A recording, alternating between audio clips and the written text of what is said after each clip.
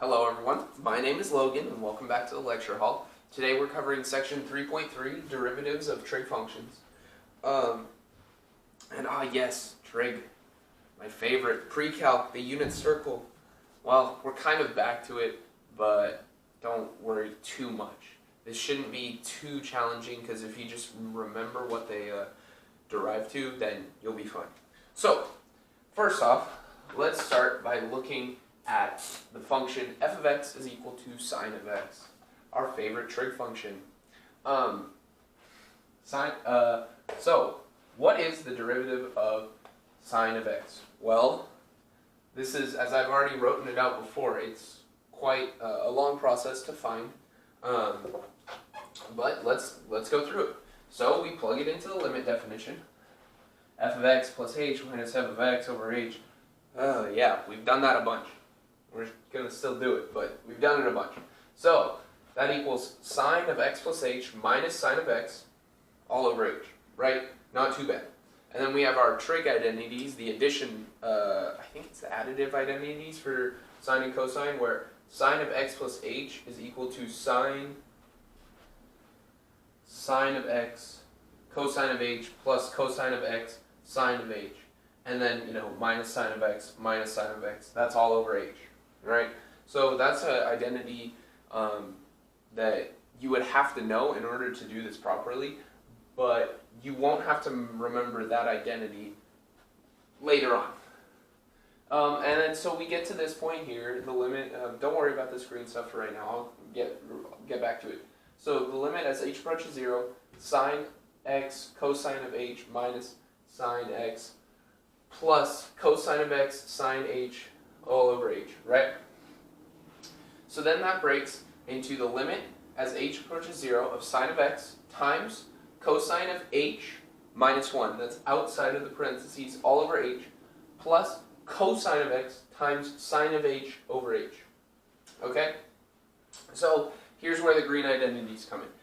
These you just gotta know. The limit as h approaches 0 of sine of x is equal to sine of x. So the limit of sine of x is sine of x. The limit as h approaches 0 of cosine of x is cosine of x. And then these two are unintuitive. You have to know them. They more than likely be on a midterm because the professors, they like to check the little things to give the extra points to the people who really know the most, This will set you away from like a 95 and 100%, if that makes sense. So the limit of cosine of h minus 1 over h is equal to 0. So I'm not going to go through and prove that in this video because I want to focus, I want this to be a pretty quick video. So limit as h approaches 0 of cosine of h minus 1 all over h equals 0.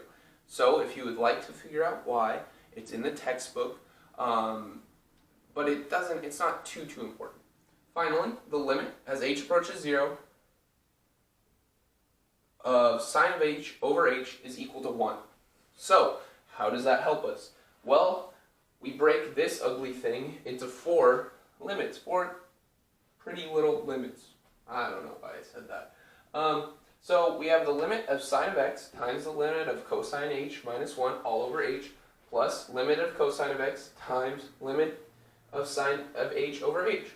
So then, hey, that's where our identities come into play. Yay! So now we do sine of x times 0 because limit of cosine minus 1 over h equals 0 plus cosine of x times 1 because sine h over h is equal to 1. So we get the derivative of sine of x is equal to cosine of x. So now on to the derivative of cosine of x. We know the derivative of sine of x is equal to cosine of x, but what's the derivative of cosine of x? Well, we could go through that whole process again, and I encourage you guys to do that, but for the sake of this video, or the sake of the length of this video, I'm not going to do it, but the derivative of cosine of x is equal to negative sine of x, and it's a very, very similar use of the limit definitions and identities. So I encourage you guys to do it, but that's up to you guys. So Now, what's the derivative of tan of x? Well, we can do quotient rule. Quotient rule, it's just one. How can we do quotient rule? Well, it's sine of x over cosine of x, if you remember that from pre-calc, trig, wherever you learned it. So that's perfect for quotient rule. So let's do the quotient rule. D dx of sine of x over cosine of x is equal to low d high minus high d low divided by the square below. I know, I'm annoying. Cosine of x times the derivative d dx of sine of x minus sine of x times the derivative of cosine of x, right, all over cosine of x and then squared. Okay, so now we just need to plug in for our derivatives.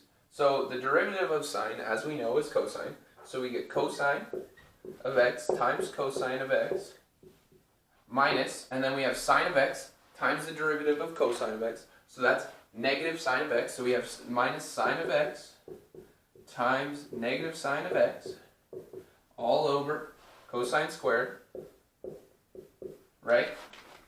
And then we multiply them together, we get cosine squared x plus sine squared x all over cosine squared x. And we get this, right, because the negative, two negatives make a positive. So it's cosine squared x plus sine squared x. Well, that's another identity. That's the big one you need to know. Cosine squared x plus sine squared x is equal to 1. So the final answer is equal to 1 over cosine squared x, which 1 over cosine squared x is the same thing as saying 1 over it's just secant squared x. So the derivative of tangent is equal to secant squared x. Okay, now on to just some more things you need to know. I know I say this a lot about formulas and stuff, but it makes it a lot easier to just know that the derivative of sine of x is equal to cosine of x rather than plugging it into the limit formula. So, what are these? I said the first one already. Derivative of sine of x is equal to cosine of x. Derivative of cosine of x is equal to negative sine of x. Now, derivative of tan of x is equal to secant squared x.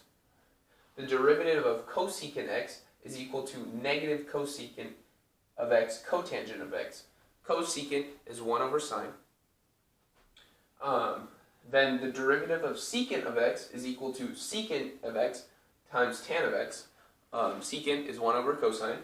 And the derivative of cotangent of x, which is cosine over sine, it's the flipped of tangent, is equal to the negative cosecant squared of x. So, it's not too bad. Now, on to, I don't know how to really phrase it, but now on to the properties of the derivatives of sine and cosine. So, sine of x, and the derivative is equal to cosine of x, right? And then, so this is the first derivative equals sine of x, the first derivative of sine of x is equal to cosine of x. And then the derivative of cosine of x is equal to negative sine of x. We know this, right? And so, essentially, taking the derivative of a function that's already had a derivative taken means you're taking the second derivative. So, the second derivative, sine x, second derivative is equal to negative sine of x. And it goes, so the way the derivatives go, it goes sine of x to cosine of x to negative sine of x to negative cosine of x, and then it comes all the way back around to sine of x. So it makes you may get a question like, what's the 15th derivative, f? So, like, multiple derivatives, the notation, it's like f of 1, right, and then f of 2, and then f of 3, but then after that you can't really do as many marks, so it's just like f of 4 is the 4th derivative. So then if it said find the 15th derivative of sine, right, well, so we know, so it goes first derivative, second derivative, third derivative, fourth derivative. So we know f of 4 of x, right, if your function is f of x. So the 4th derivative of sine is back to sine, right? Sine of x. So then if it's, you know, the 15th, what you can do is you can say, okay, 15. Well, is that a multiple of 4? No, it's not a multiple of 4, but if you divide it by 4, you get 3, because 12, you know, 12, 3 times 4. And then remainder 3 over 4, right? So you know that the 4th, so sine to the 12th will be sine, right? If sine, if the 4th derivative of sine equals sine, then the 12th derivative of sine equals sine. So then now you just have to find the 3rd derivative of sine, so it's sine, cosine, negative cosine. So the 15th derivative of sine is equal to negative cosine of x. So there, it goes around in a circle. Obviously, the sine and cosine curves make up a circle from, you know, pre-calc, you know that. So don't get too worried when you say, if it asks for the 125th derivative of cosine, you just know, well, 4 full rotations brings it back to cosine, and you can go from there. So that's all for the lecture portion of today's video. Suggested homework will be in the description as always. Let's transition into the practice problems. Okay, now onto the questions. We're going to be doing 3, 5, and this one's not in the book, but this is what I said right in the, right at the end of the lecture. Might as well show you how to do it rather than just saying it and not showing you how to do it. Alright, let's start. Y equals e to the x sine x. Well, you see, okay, these two are multiplied together. Product rule, pretty easy. First d last plus last d first. So e to the x times, well, what's the derivative of sine of x? It is cosine of x, yay! Plus last sine of x, derivative of the first, e to the x. So that's pretty easy. The answer is e to the x cosine x plus sine plus e to the x sine x. So it could be e to the x of cosine x plus sine x to have it simplified. Alright, now on to 5. We have y equals secant x, tan x, and we know, okay, it's product rule, it's 2 together. So it's first d last plus last d first, so first secant x times the derivative of the last, which is secant squared x, plus last tan x d first. Okay, derivative of secant x. And we know that's secant x tan x. So the final thing is secant cubed x plus tan x squared secant x, which is equal to secant x and then secant squared x plus tan squared x.